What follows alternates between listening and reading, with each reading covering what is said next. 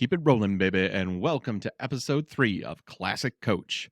Today's episode takes us back to June 22nd, 2006, and Deftones' album Adrenaline is on deck. In this episode, we introduce Sensual Chino, Slow Boys, and My Midwest keeps showing up as I keep putting the word "the" in front of Deftones. So Roach Riders and Indigo Angels, get into something that makes you feel sexy, and join us as we ask the burning question, does Deftones' Adrenaline belong in the new metal canon? Welcome to Classic Koach. Hello and welcome to episode 3 of the Roach Koach podcast, Finding the New Metal Canon. My name is Lauren Kozlowski. Across from me, my co-host, Jennifer Bloomer. Hello. Here we are. We're rolling through the canon, and it only makes sense to round out the holy trinity of new metal bands, as I like to think of it. Deftones, Adrenaline. Yeah, praise be to Deftones. Yes. Jenny, are you a Deftones fan? Yeah, I am. Okay. I am. I'm not like a die-hard, all-day long Deftones fan, but they've got some jams. They do. They do. You said that you were telling me you have an interesting story about the first time you ever heard them. Well, I don't know if it's interesting necessarily, but I was trying to remember the first time that I heard Deftones in any meaningful way that wasn't just like a song on the radio. And I remembered that I had a boyfriend in high school, very briefly, who was super duper into the Deftones. And he had I can't remember, I think it may have been an Around the Fur poster. I'm sure. On his bedroom wall, but the reason that I remember his bedroom so clearly is because his mom was trying to get us to like hook up. So First time I came to his house, I walked into his bedroom. First thing I see, a Dale Earnhardt poster that says "Earn It," and Dale Earnhardt is reclined on the car. You know what his nickname was? The Intimidator. Wow. I don't know. Yeah.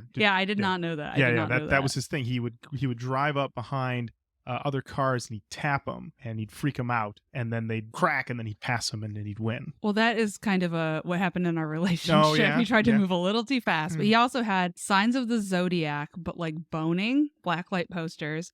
And that Deftones Around the Fur poster, which it must have been that because all I saw was like wet boobs, and I was like, oh shit. We sat in his room and he made me listen to Deftones while he worked out on his Bowflex that was in his closet.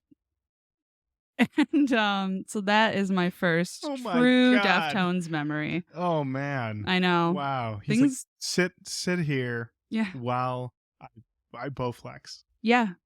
Yeah, and he wasn't super strong or anything, but he had a Bowflex in his room. He had to be kind of fit, right? He was I don't know. He was like a 16-year-old boy.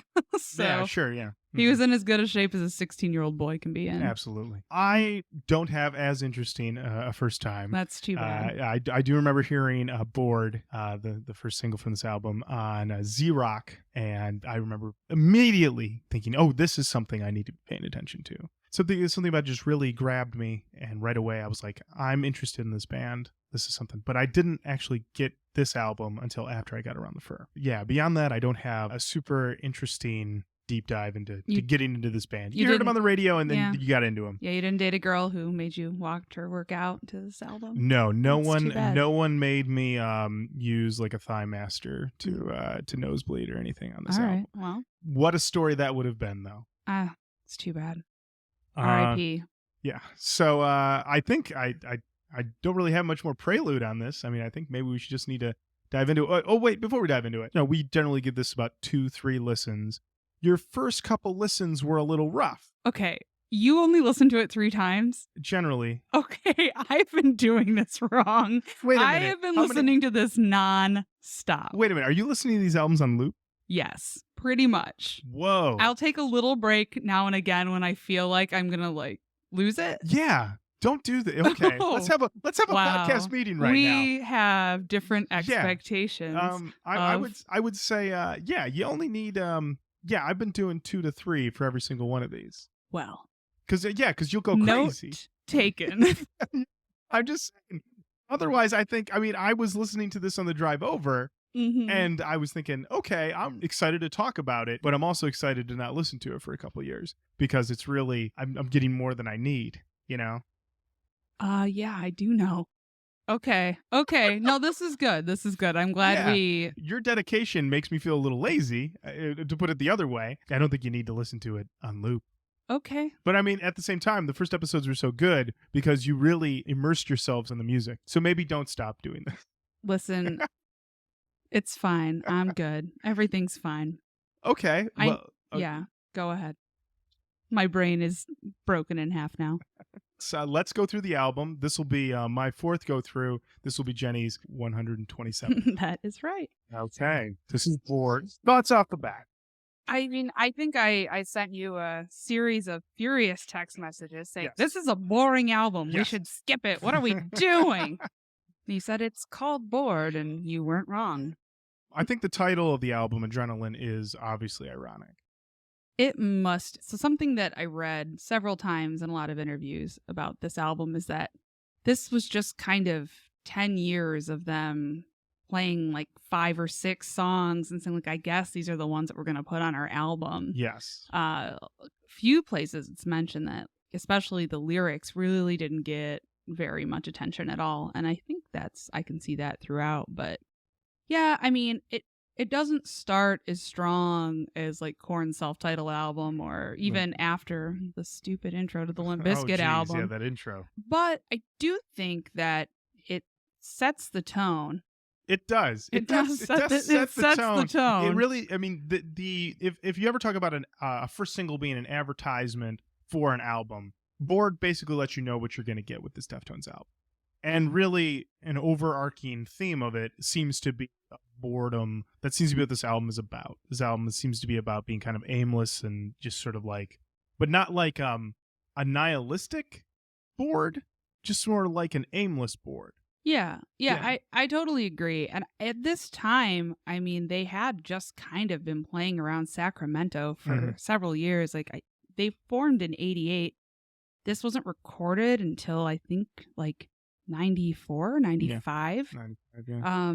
So, I mean, they had just kind of been dicking around for years. And I can imagine that, you know, they probably were actually feeling kind of bored and aimless and it's like whatever. Yeah. And this album definitely has a sense of like, let's just get these down and get them out there. And I think like later in the album, it kind of picks up a little bit of energy. But there is this general, I mean, I think even there is a lyric in the second song that was once again talks about being bored, literally. And it's, I don't discount feeling that way, but I can definitely say like 20 years removed from this album as an adult, you kind of want to be like, look, go outside. Yeah. There's things to do. I'm not going to say there's no boring, no boring things, just boring people. But yeah, now I did read an interview where they talked about naming of songs, and Chino did not want to name the song Bored. He wanted to call it something else, something weird and esoteric and arty. And they told him, no, you say the word bored a million times in the song. You have to call it Bored so when they request it. And when I listen to this album, there are these moments where I can feel the band's like, we're just going to rock Chino.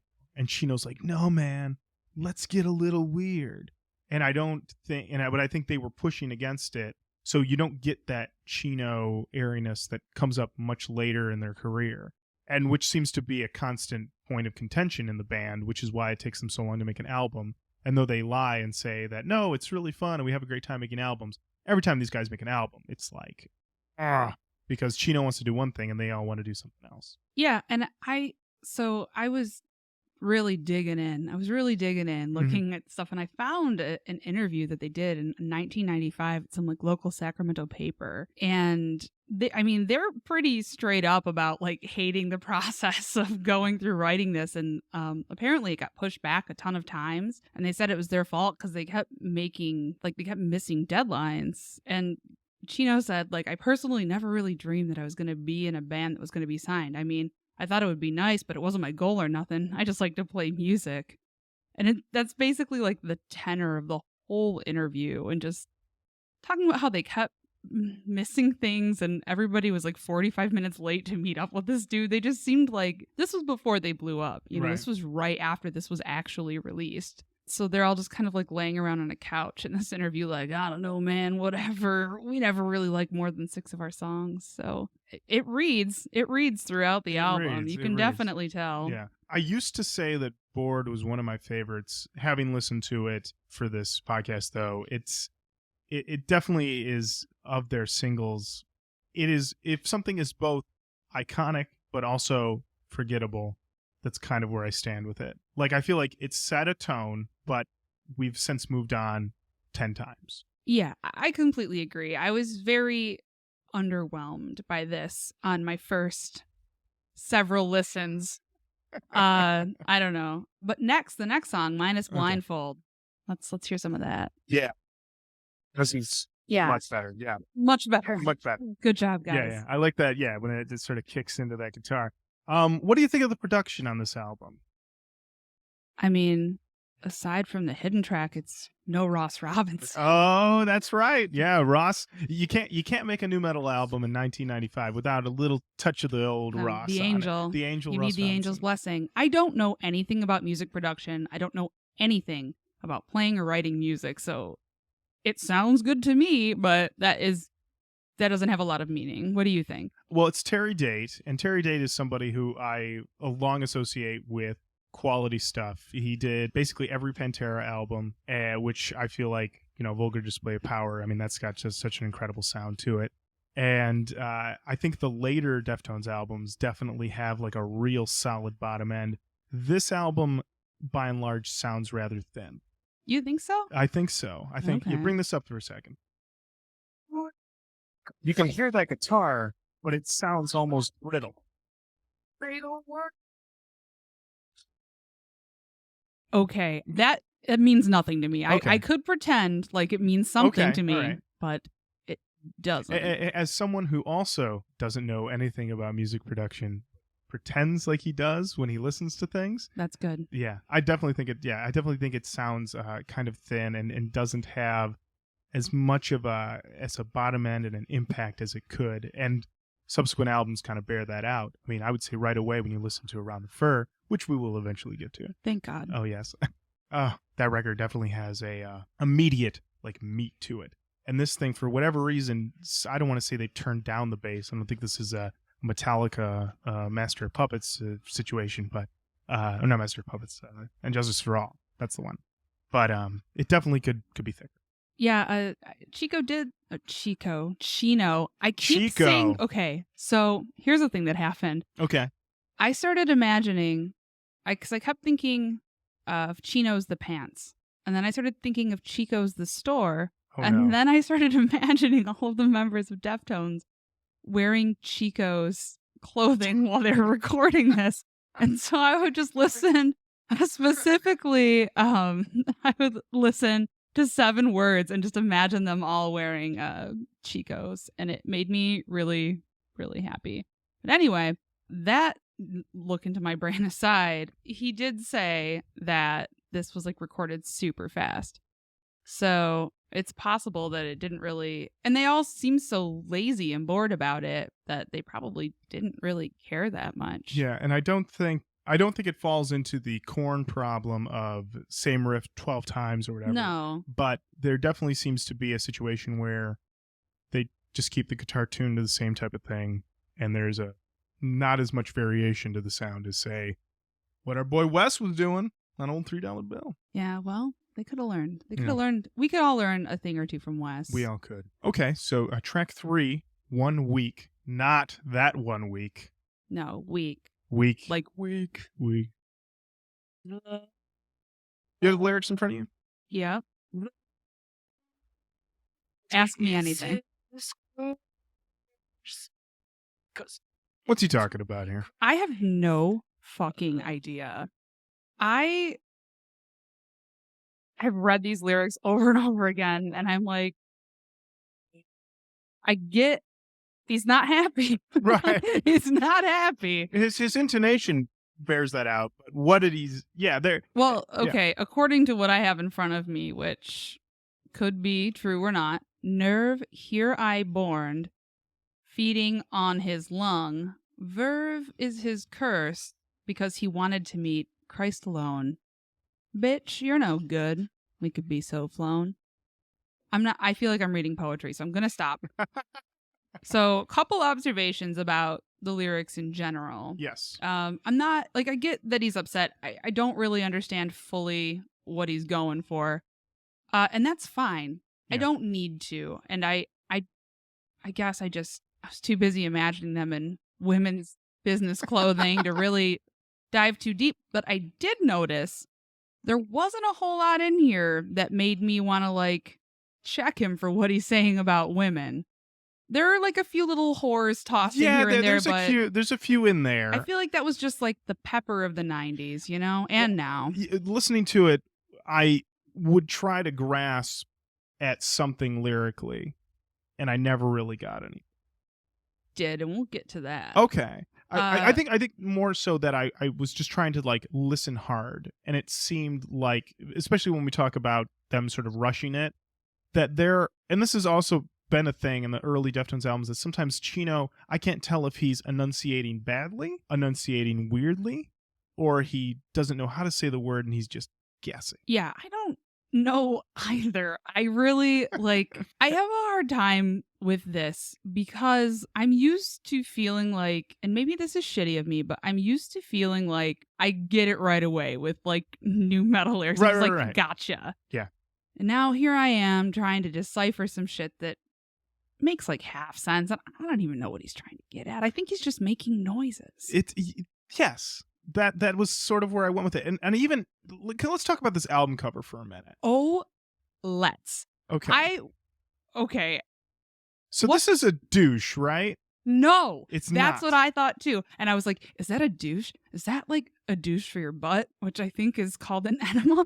What? So then I started doing some digging on the internet. And yes. I found, I went to, what is this? Deftones Adrenaline cover on Reddit. And then it said, baby's nose sucker outer. They don't know how to blow. And somebody underneath it says bulb syringe. Somebody else says snot sucker. And then somebody says self-titled album, way better. There are only 4 comments on this. And I thought my initial reaction when I saw that was that it was one of those, like, a bulb syringe, because that's the first thing I remember hating when I was a little kid, because my parents, I hate blowing my nose. I still do. And they'd always have to, like, use that thing. And I was like, ugh, is that what that is? No way. But it is. And in that article I found, the reason that that's the artwork, and here's a quote. Oh, here we go. This is also about why it took so long for them to release this album. Like, we messed up on the cover artwork. We couldn't really make up our minds what we wanted it to be. Final curious choice, a bulb syringe. And if you miss one deadline, if you're even a day late, that's another week that they add onto the release. We barely got the thank yous for the liner notes in on time. If we didn't get them in on time, the album wouldn't have come out until next year. So they basically just were, like, butting off making a choice. And so this is what we get. My childhood enemy, the nose sucker outer thingy. Wow. I can tell you that we don't really use these for sucking out baby boogers now. What do you use now? What we use now is actually grosser. What I use is a little tiny knob thing, goes in his nose. Okay. It goes into a tube. Then I use a tissue paper as a sort of filter, and then I suck it out. What? No, you do I not. Swear to God. You suck out your Yeah. baby's snot? That's what you do. What? Because they can't get it out, and their nostrils are so small, you can't get a finger, let alone a Q-tip or anything else in there. Okay. Yeah, little info for you. Matt, you okay? Matt looks Matt, upset. you look upset. We're fine. We're fine over here. Okay. All right. I think I'll go back to the bulb syringe. All right. Well. yeah. Well, geez, then that just really, I mean, that being This- their cover art, Yeah. Well, I mean, the next song is called Nosebleed. Nosebleed. So There you go. maybe they were using that for the blood. This is a very corn sounding sound. Yeah, definitely. Here's your. This is the first F word on the album, right there. Maybe. Maybe. But once again, it's No, so quick. he's saying, oh, yeah. Yeah. So this song, I don't know if this is really what he's saying, but the first verse of this is no means no. Lie now, find out what you get. You're no good. You'll sit around and throw a fucking fit. We are here onto you. You're so far. You're fucking gone. And I'm like, and then the rest of it is like, give me more, you fucking liar.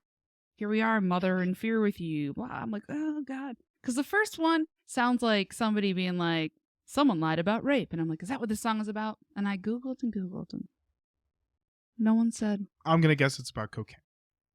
Because of nosebleed? Yeah. All right. I'm very simple like that. And I mean, I don't know. There's so much of that. Once again, though, when you listen to it, when you just sit down and listen to it, it's, it could be anything. Yeah, you're right. I am on high alert when I listen to these. I am just like, oh yeah? What does that mean? What does that mean? I started to put my guard down a little bit listening to this, but I'm still just waiting. I'm waiting for that Jonathan Davis moment where I have to... what do you think about Nosebleed in general as a song? I like it as a song. Yeah, I think it's I think it's a better version of what this genre sounds like in one of its better forms. I think once again though, going back to the guitars are still a little tinny is something I noticed. All right, track 5 of this electric album, Adrenaline. Lifter. This is a fun riff. I like this riff.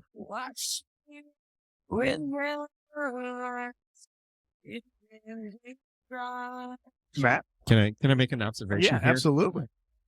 I think the thing I noticed with this album is that it just takes forever.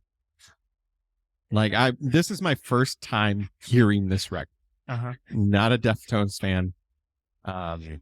Even their more popular stuff always kind of missed me. But hearing this, like even this is like, I would equate it to EDM kids today being like, when's it gonna drop? Now there it is. But like that felt like it took an eternity. Yeah. Okay, so there are some nu metal moments on this album, and I know that it is considered a nu metal album, but this really just sounds more like post-hardcore. Yeah. But like more like leaning toward the hardcore. Which after listening to it a million times, I really did come around to this, but I think it's because I had to adjust my expectations from listening to nothing but Limp Bizkit for weeks on end because Lauren wasn't specific about how much we should listen to something. I mean, you can listen as much or as little as you want to. I mean, I know.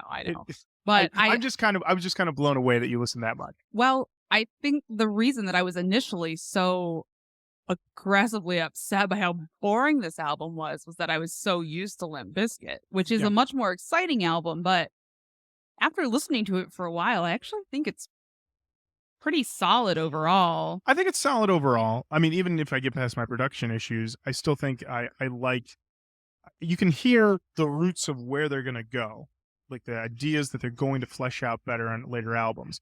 Let me ask you, what do you think of the idea of Chino as being a sensual lead singer? Yes. I didn't want to say this, but I'm like, this album is kind of sexual. That's what I just keep thinking. And I don't know if it's because of like Bowflex guy but I do think that I think Chino is an attractive guy. Well, he's got, I mean, I don't know how he dressed then, but I know now he's got this kind of, minus the weird bleach blonde hair thing he's got going on right now. Yeah, that's but if you watch the videos for the last record before this one, the Koi no Yoken that came out I think in like 2012, he's doing this sort of I don't want to say lumbersexual, but he's doing the plaid, but with like the sort of tight jeans, and but he's looking very trim, and I see it and I get it, and also I think with what he's doing with his vocals, in the way that Fred Durst and Jonathan Davis were sort of going out of their way to almost push people away, be so aggressive. Chino's got this sort of whispery coo, if you will, that I think is trying to be inviting. You know what I mean? Yeah, I mean, it works for me. Like when he was going through the whole like plaid shirt, beard thing, I'm just like, you got my number and everybody else's. You already had me, but you have me even more. And yeah, I think so. And I mean, the other dudes in the band were the people who were super into metal. He was like more into like Depeche Mode. Morrissey and things like Mhm. that. So I mean, I think that you can see this, like, even if it's just projected. I didn't look too deeply into his personal life because I didn't want to know, but I mean, I think you feel maybe a little bit for this realm more of like a sensitivity, more of a less hostility toward women, at least on this album. Right. And so in that way, yeah, I mean, I think that's why people would say like, oh, this is like sexual or sensual or whatever. And it's Right. because he's not like a fucking creature that's, Yeah. I'm going to fucking Yeah. kill a woman. I would say that I think we can both agree that nu metal in general is not anything that anyone would deem baby making music. But if somebody were to make a baby to a band in the nu metal genre, I think Deftones would probably be at the top. I completely agree with you. And now I'm going to try to spot babies that were made to nu metal albums. And I think I'll have success. Oh, Deftones. Yeah. Okay. Track 6, Root. Always like this one. It's a good one. See there? They got to it. You know what I mean, though? Oh, Because yeah. it's like, they didn't dick around. No. They And now I hate it. Oh, I Oh. knew you were going to hate it. This part right here, this sound they're doing right here, this sort of like, Discordant. I almost call it like a car that can't quite start sound. I feel like that is a quintessential nu metal sound. It's almost like the clunk sound, if you will. And they tease it there, but then they go back into, they let their basses get funky again after that. Mm-hmm. And Yeah, now I'm back on board. yeah. It's what you kind of said. There's like these hardcore, almost punkish moments on this album that then meet these disparate nu metal moments that stick out like a sore thumb now. Listen to it now. Oh, yeah. I mean, we definitely get into some of that like hip Yeah. shit in this album, but not so much of it. And I don't know. I think it's a good thing. I think it's a good thing. That's where I've come to land after so many listens. No longer mad. I think it's a good thing. I think we get enough of it that they were trying it out. And then, ultimately it's like no surprise that they moved away from it. Yeah. It definitely feels more like an awkward fit. Once you have, especially when you have the hindsight of their whole career, to hear him sort of going in on like, spitting rhymes. It doesn't seem like something that he would naturally want to do. It seems more like, well, this is what people are doing right now. We'll give it a try. Yeah, and they were very young as a band, and I think that they were still figuring out what it was that they wanted to do. Yeah. I don't think they had none of them seem like the kind of dudes who are like, I have a vision. I'm going to get after this. Yeah. I also wanted to note that this year in music, Sugar Ray released their great album that we listened to a moment of last Oh. episode, Lemonade and Brownies. Oof. That came out this year. Also, Vertical Horizons, Running on Ice came out. Wait, Running on Ice? Is that, I don't know. that must be before the Everything You Want. That was what was getting us primed for getting us Vertical. primed. Oh, wow. I didn't know Horizon. Vertical Horizon had such a deep discography. Yeah, they're pretty deep band. It was also the year that Natalie Merchant's Tiger Lily came out. Oh, man. And I just want to let you know that's what I was listening to. And I That- still do. You cannot get away from that album. I love Natalie Merchant. I'm more of a 10,000 Maniacs person. Mm. I feel like, and I don't want to blow this podcast up, but I always associate Natalie Merchant's solo stuff with a little more CVS. Did you say CBS? CVS. Like Like a drugstore. a drugstore? Like I'd be in a drugstore and I would hear it. Are you calling me a drugstore? I'm not calling you a drugstore. I'm just saying that's Ooh. where I would, if I want to hear, a little Natalie Merchant followed up with some Natalie Imbruglia and a little Sarah McLachlan, Oh, so you hate women. I don't hate women. Those are just three That's artists what it that I sounds know. like to me. Well, I'll sing Wonder to you, and we'll see if you still don't like it. I'm not gonna do it right now, okay. but because we got to get on to my favorite song on this record. 7 words. Now, I like this intro. I feel like this intro has a nice little ominous tone to it's it. like And the drums come in pretty quick. I was going to say, I wrote in my notes that this was the most nu metal song on the album, but I feel like engine number 9 actually is most. Yeah, I think you're right. But the song is great. Oh, yeah. This is definitely an album highlight. We sound this. Plus, you think coming up here, you think it's the F word for a while, but it's not. It's not. Well, there's one. Oh, there is one? There's one little tiny one in there. You'll hear it. Okay. You'll hear it. I'll hear it. I think that you made it. That your mind is should work.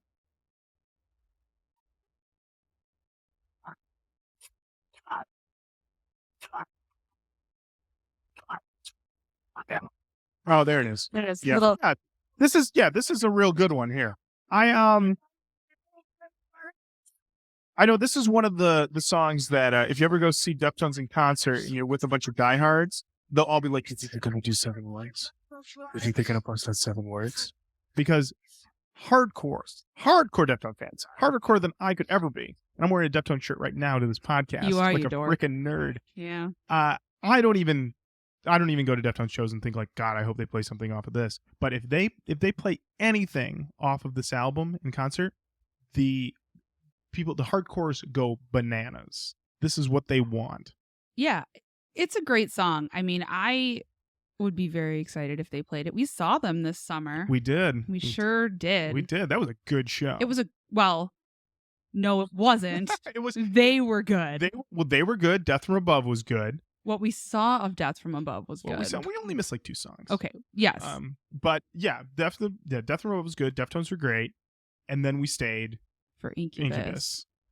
And that was not great. That was not good at all. No, It was really. it was really rough. And I know we're both kind of dreading the Incubus episode we're gonna do. After what we sat through, and I mean sat. We did. We did sit down. And Matt, when we were sitting there, we were surrounded by hardcore fans of the bus, as we call Incubus. We Yeah, call the it bus. It's called the bus. At one point, we had we had seats in with the last row of the pavilion, Yep. so you could turn around and see the lawn, and the lawn was like a religious experience for Incubus fans. There was so much slow touching going on. Yes. And I was like, don't you know that you're supposed to bone to Deftones, you new metal dummies? Yes, the sensuality of Deftones, not the. I don't even know. It was. But, you know, I have, not to spoil anything, but when we eventually do the Incubus episode, I have already pre-booked a hardcore Incubus fan to guide us through it. Oh, great. So, Holy cow. Yeah, that person, we're gonna give him some swirlies oh, before. I I'll mean, make no, sure this, to have an this- extra mic. this Thank guy you. is, you know him. Okay. I won't spoil it, but Yeah, he no. is, Oh, I think I know who it you is. know who it is. No, I talked to him before the Incubus show, and I don't know if I should say this for We should say. We should say this. We should say. When we do the Incubus episode, I will go through all of I this. do have a question because Yes. this is from complete lack of knowledge. So I would agree. Like, I think from the pictures, and I saw Deftones live once at the Vans tour, and again, not being a fan, I was like, ooh, when's this over? But I've never been a humongous fan of hardcore either. Mhm. It's something that I've actually started to like later in life, which is very odd.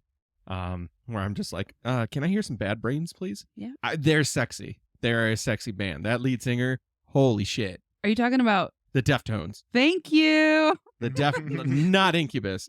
Incubus is far from sexy. I in was my- concerned. No, rail thin white dudes don't do it for me. But like a dude named Chino wearing like baggy dickies and a fucking come on. Yeah.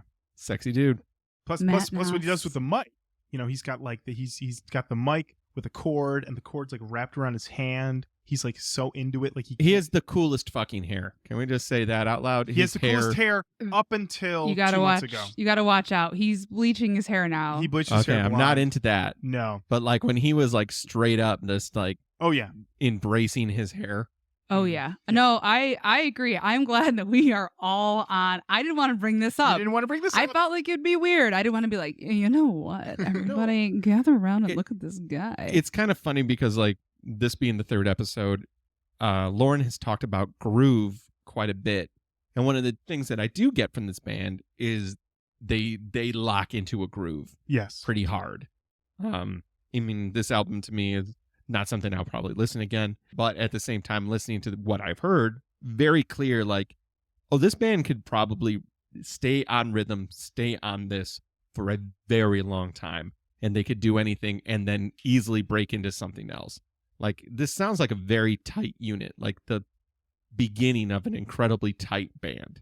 Oh, absolutely. Absolutely. I think especially when you get to the White Pony and then the self-titled era, I mean, they're so on point at that juncture. But I don't want to get ahead of myself. But You gotta contain yourself, Lauren. You're Oh, wearing I'm the sorry. shirt. oh, I know, right? Getting I'm wearing so a Deftones excited. shirt. I'm so excited. It's okay. All right, but yeah, I think we both agree. 7 words. Great new metal track. Great work all around for the guys. All right, track 8, Birthmark. Birthmark starts kind of okay, but It gets there. my note is Birthmark is actually awesome, and this is the first song I feel on the album that really starts to have that sense of like wall of sound, like a wave crushing down. You know what I mean? What I kind of want from like a really good metal band. Just like, oh man, if I'm not careful, this sound out of these speakers is just gonna just grab my body up, drag me into the undertow. But no, I think this is a good one. I mean, definitely, once again, something of a template to what they would expand on later. But I think Birthmark's a real good one. Yeah. And he says, I'll lick her picture. Well, he says, I'll lick her fucking picture. And I was like, okay. Will you? Please do. Yeah. I mean, again, you're not going to get the same. I don't even know what it is. There's something about this band that, when we've spoken about Korn's album and Limp Bizkit's album, I think we've talked a lot about, or at least I've said a lot of, like, this is the first time these dudes have ever been able to swear. Yes. None of these dudes have fucked, and if they have, they're lying about it. This feels like a bunch of dudes who can swear whenever they want, and they know it. Yeah. And I'm just imagining just like a fucking bone city. Chino doesn't strike me as a guy who's ever been like, you think that girl likes me? Like, of course that girl likes you, Chino. Like, he doesn't have to ask. He doesn't have to ask. He doesn't have to ask. People ask Chino, do you know any girls that might like me? And Chino's like, no, they all like me. Sorry. Yeah. And also, I can swear whenever I want. I can swear whatever I want. Yeah. And then he just walks away. That's every interaction he has with people. Yeah. There's something about this that it feels relaxed and it feels confident and it feels very much like people who could take it or leave it, which I think is sort of their appeal, although they do say in that interview that I found that they love touring and they want to be out on tour like every single day. Yeah. Granted, this was in 1995. I'm sure that has changed. I think they're tour. They're going to be. They're on tour this year. They were on tour last year. They love to tour. Yeah, even if they don't have an album out, they want to be there with the people. Yeah, I mean, who could blame them? Yeah, I mean, if we're there. He's probably waiting for me. I have to go. I have to go to the gym. Wow. Next up is it's new metal time, everybody. Yep. Oh yeah. Here we go. Hello. Even if you have the lyrics in front of you, you cannot rap along to this because I have tried. Oh, not gonna try. Yeah, I would try. I got the lyrics. I had, AOL in 1997 or whatever. And I downloaded the lyrics and I tried. You guys, no, couldn't do it. I can't rap, so yeah. Oh, neither can I, as I found out. Yeah. Now this does have Chino rapping. You can't really understand it until he says "fucking whore." Yeah. Well. Yeah. Everybody gets one. Everybody gets one. Everybody gets one. I wrote that this is a foundational track. I wrote this in my car. I don't really know what I meant. Okay. Like a foundational for this album, this band, new metal in general. I think all of that. I think okay. I think Engine Number 9 sounds like something that a lot of other bands will attempt to do. And I think it sounds like something that I think Deftones still, I believe, play Engine Number 9 pretty regularly. They do. And it was covered by Korn. It was covered by Live. Live? Live. Whoa. Yeah. And Suicide Silence, which who cares? But Live. What? And the song was in the film Law Abiding Citizen. Oh. Which means nothing to me, but I just thought it was funny. Have you seen that movie, Matt? I've seen it. It's a terrible film that I hated a whole lot. And I posted a review of it online on my blog that I sporadically update. When I say sporadically, I'm talking like once every 6 to 8 to 12 Law-abiding citizen took you there. And I hated it. And now I get emails about between I'd say at least once a month I get an email letting me know that someone's commented on it and they totally disagree with me. Wow. Law-abiding citizen super fans will find my blog and tell me that I'm a stupid idiot for not liking a fucking awesome movie. Well, F. Gary Gray has a very strong internet presence and following. Well, F. Gary Gray, I mean, his resume speaks for itself. I mean, he did that movie. He also did A Man Apart. He also did Straight Outta Compton. And now, obviously, I'm 100% on board with F. Gary Gray because he's doing Fast and Furious 8. All right. Well, we accidentally unlocked the Lauren Kozlowski movie opinion box, and we've lived to tell about it. Just go online, Google Law Abiding Citizen and my name, and then find the review, and then just tell me how much you disagree with me, because the world loves this movie, this terrible.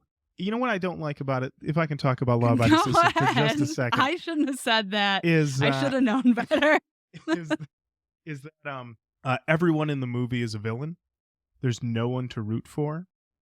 And at one point, Jamie Foxx, his character, could literally fix all the problems. He could just fix it all. But he doesn't. And later, his best friend's killed and some other very important person to him is killed. And he gets this look on his face of like, I'm not going to change my mind. And I just was like, I hate this movie so much on top of that. Also, at one point, Gerard Butler just murders this guy that he was being nice to. And it felt like a real cheap bit of cruelty just to make sure you were paying attention. But really, it adds nothing. You could have accomplished what he accomplished without giving us that extremely cruel moment that the movie did not earn. Well, anyway, I did not like Law Abiding Citizen. That's Apparently, fine. Engine I'm Number gonna leave 9 is you. in it. I'm gonna leave you a very strongly worded comment on. I your might just blog. cut this all out. No. You do whatever you want. Up next on this album, number 10. I have no idea how to pronounce this. I like to say it's for real? For real. Or for real. Whichever you prefer. It's one of those two. As a kid, I would always skip this one. Never just turn it off. You know me. No time for ballads. No time. It's not a ballad. This is a ballad. This is a Deftones ballad. No? No. You don't think this is a ballad? What would you term this? A slow boy. A slow boy? A slow song. Is that not the same thing? No. When I This think is of Makeout City, USA with a metal chick. That's what I'm with a saying. metal chick. Yeah. I probably would have let someone feel me up over my shirt to this song. Then and maybe now. I don't know. Well, hey now. I mean, not right now. Right. This is, I can totally see like a guy in Gene Codes being like, I know what'll set the mood. For real. Okay, that's a little too aggressive. I told you, it's not a ballad. This is a Deftones ballad. Deftones has a ballad, a straight up ballad on their last album called In Tune that is literally about being buried with the one you love. You are lit up right now. I'm just saying. You are lit the first up. time I heard that song, I said, I feel like that's going to be like the first dance at like so many metal people's weddings. You know, hey, the first dance has got to be to In Tune. Anyway, yeah, I don't really care for this one. Wow, you're so mad right now. Okay, I'm gonna say this right now. I think other than dumbass knick-knack paddywhack song, this is the first time I've disagreed with you. Okay. And you look like you got visibly upset. No, I'm not upset. And it's giving me life. Okay, fair enough. Your eyes got so wide. It's a, what do you call a slow song? It's a blah, blah, blah. And it just really made my day. Okay. But I think I know what can reconcile our almost ruined friendship. I know what can bring it all back. I know what can. It's the beautiful angel, Ross Robinson. Next song. The hidden track. Produced And by this, New Metal's Angel. This song's called Fist, or is it an acronym? F-I-S-T. I think it's called Fist. Okay. The Spotify label is First. That is a mistake, I believe. Spotify has it mislabeled as First. Yes, it has it as First-Hidden Track. Let me check. I can't reach my phone. I was going to check to see what Apple Music calls I it. know. Okay. So there's like a lot of debate. I think it is Fist, and it's It's currently misspelled first and several digital editions, but then there are internet people who are like, no, it's first. But I believe it's fist. Well, let's see what's going on in the liner notes here. Because I believe in the liner notes, maybe I'm wrong. I could have swore there was something in the liner notes mentioning the actual title. Lauren, they didn't have time. If they could, You're right. Yeah. liner notes in, How do you think we got? they would have been delayed another fucking year. It's true. That's how we got the booger sucker. That's true. Oh, wait, here it is. In the thank yous, Deftones thank Ross Robinson for producing Fist. There we go. There you go. How about that? Ross Robinson thanked first in the thank yous by the band for producing the hidden track. That is how beloved Ross Robinson was. So we are halfway through this hidden track. Is there anything else to this? Yes, give it time. This halfway through the Matt? fucking song. You need to be patient.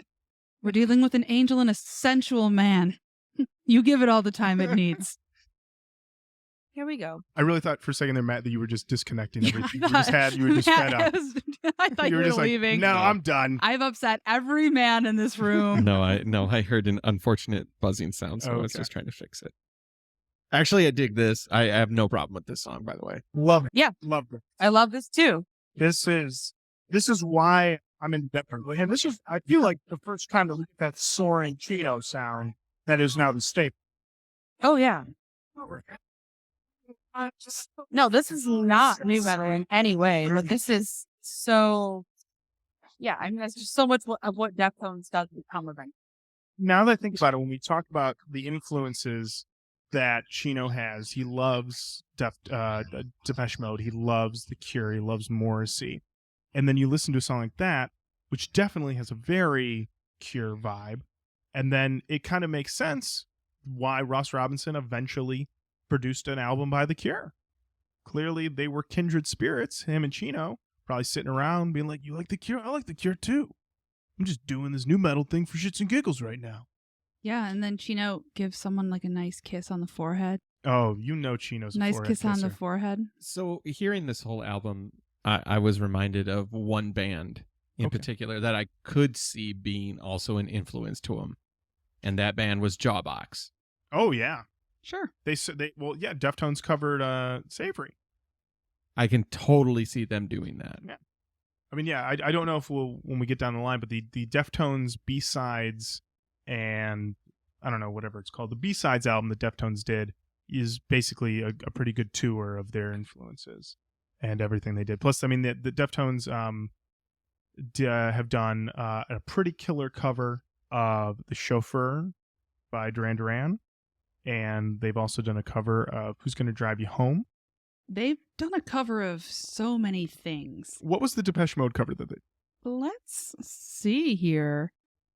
They did a cover of, I don't know, just keep this in, all the noises I'm making. Okay, we'll just keep all these noises in while you search for all Thank you. the covers. Well, I was kind of focused on the fact that they covered Simple Man by Lynyrd Skynyrd, and they did not want to at all. They covered both Sweetest Perfection and To Have and to Hold, looks like. Maybe more. Chino Moreno of the Deftones, Depeche Mode changed my life. Yeah, and it's pretty obvious. So, I could go on and on for days about Chino, but we have a decision to make. Does this go in the can? Does this going in the canon increase my odds of a gentle embrace? No, the answer is no. What? They did a Drive Like Jehu cover? Okay, guys. Mm-hmm. Yeah, you know what? I don't know. I think some songs do. I don't know if this album just goes in like you let your friends in. I don't know. That is that feeling, and it's not like if we let this one in, we can't let in other ones. There's not enough room in the inn for other albums. I feel like I want to let in most of it, and I feel like the lows on this album aren't really that low. Do you know what I mean? Like you said, we didn't have any moments where we're like, what? Next. That's true. So I'm not as excited about Sure. putting it in and so sure as I was with $3 Bill, y'all. Correct. But I did not have any moments of, are you fucking kidding me, like I did with Korn. Correct. Well, here's the thing. We're making this canon up ourselves. Well, We can do whatever we want. somebody might come and audit us. You don't know. No one's auditing me. Ross Robinson might show up and audit us. Come on the show, Ross. You audit us. I audit dare us. you. I would honestly say that I would say track 6 through the end in the canon. Okay. Or we can just put the whole thing in. We're making this I up just as don't we know. go. Yeah, we're making this like nobody's coming for the canon. and minus blindfold goes in anyway. Oh, So we that's may true. as well just put the whole thing in Then there. I think it goes in. Then adrenaline goes in. Matt Nas, Yeah. thoughts on us inducting adrenaline into the new metal canon? So I guess I have a question, and it's more of a background of the Deftones' perception of themselves. Yes. If they were to find out that their first album, Adrenaline, was inducted into the new metal canon, would they be like, yeah, of course? Or would they be like, we aren't new metal? I think That's going to be the question I'm going to have any Deftones album. I that think you they do. would be okay with this first one getting inducted in. Yeah, I mean, again, like we said, I think that this really is more of a hardcore influenced album than straight up new metal, but they themselves have like recognized their influence on bands like Limp Bizkit, and even like gone so far as to say like, you know, that it was frustrating to them that like although they were doing something that was similar, the dudes in Limp Bizkit are making like so much money that they'd never have to like worry again because people love Nookie and they're doing something like, I wouldn't even say that it's similar, but I do remember at the time they were all kind of lumped together. But Deftones were always the new metal band that it was okay to like. Yes. I definitely agree with that. And just listening to the record, you can obviously tell how much they care about the craft. I would say that the record sounds thin. Yeah. Some of the production, especially on the front end of it, it's tinny, but I feel like it evens out in the latter half of the record. I can tell like the songwriting is there. They have an aesthetic that they're absolutely going for. The vision is clear. So I think, you know, of the three that I've heard, not including Korn's first album, I'm still okay with completely, including $3 Bill, except for, of course, Blind, because Blind that's like the single. If you're like, this is what new metal sounds like, you play Blind. And Shoots and Ladders. Ugh. And $3 Bill, y'all. Yes. I think this one is probably the most artistic of the albums that we've heard. You know, I mean, I would say that Wes, as a guitarist, is at this moment in this album, the best guitarist that we've heard so far. Leaps and bounds. Yeah. I don't think that's going to change. It's not. No. It'll not, and even if it does, maybe technically, it's not going to change in my heart. No, absolutely not. No, I no. delight in that. By the way, Wes was at one of my friend's shows this past week. And if I were a better friend and had gone to the show, perhaps I could have seen Wes. I would never talk to him. Because he lives locally now, right? Oh, he does. He lives around. And I'm like hyper aware. I would never talk to him. I would just like to see him. I love it. What am I going to say to Wes? I think you're cool. Like, nobody cares. Nobody cares. I'm just saying maybe one day when we're like 10, 15, 20 years into this podcast, say something to him. It's not up to me. No one wants to talk to me. No. No one wants to talk to me. People want to talk to you. All right. Listen, I think that we need to put it in there. And I Yes. think that this is like the only band that we've listened to so far that if you were to take your friends to see them, you wouldn't have to be like, so here's the deal with this. Yeah. What's going on? Yeah, exactly. So thanks for Yeah, and I think that speaks to the musicianship of the band. And that there is no gimmick to them. You know what I mean? No, there isn't. Whereas No. like Limp Bizkit, although you have established your deep-rooted love and affection for the band, can come off to the layperson as incredibly gimmicky. Because to the layperson, I said to the No, layperson, I'm trying to be very respectful. I'm not. I love them, but I'm not so in love with them that I'm blind. I'm not delusional. Right. So like this is a band that is a band. You know, like this is a full. Yeah, that's all I have to say. Boom. I'm done. Well, my deepest congratulations out to all members of the Deftones, living and past, and Ross Robinson, our angel. Yes. Another yeah. And Terry Date, let's not forget about him. Okay. We're going to hear more from him as we move on. I'm so. sorry. I wasn't trying to leave him out, but Don't leave out Terry. Terry, sorry. Call me. All right. And, maybe we'll see Wes. God, I hope so. God, I hope so. I hope so too. I hope so. All right. Well, that brings us to the end of the episode 3. Adrenaline is in the canon. We'll meet again soon. Oh, man. I'm not going to say what it is, but next episode is going to be great. I'm pretty excited. How many times have you listened to it already? 1. I snuck one in. I felt like I was cheating, but apparently I wasn't. You weren't. All right. My name is Lauren. Thank you for listening to Roach Koach. I'm Jen. Matt. Hey, Oh, Matt. Thanks so Matt, much. I'm so sorry. engineer Matt. Thank you. Thank you, Matt. You're welcome. Roach Koach podcast on all day. That is the Roach Koach podcast all day, every day.